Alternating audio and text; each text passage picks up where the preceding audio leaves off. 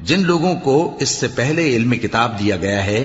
جب وہ ان کو پڑھ کر سنایا جاتا ہے تو وہ ٹھوڑیوں کے بل سجدے میں گر پڑتے ہیں اور کہتے ہیں کہ ہمارا پروردگار پاک ہے، بے شک ہمارے پروردگار کا وعدہ پورا ہو کر رہا، اور وہ ٹھوڑیوں کے بل گر پڑتے ہیں اور روتے جاتے ہیں، اور اس سے ان کو اور زیادہ عاجزی پیدا ہوتی ہے۔ کہہ دو کہ تم معبود برحق کو اللہ کے نام سے پکارو یا رحمان کے نام سے،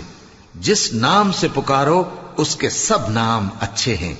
اور نماز نہ بلند آواز سے پڑھو اور نہ آہستہ، بلکہ اس کے بیچ کا طریقہ اختیار کرو،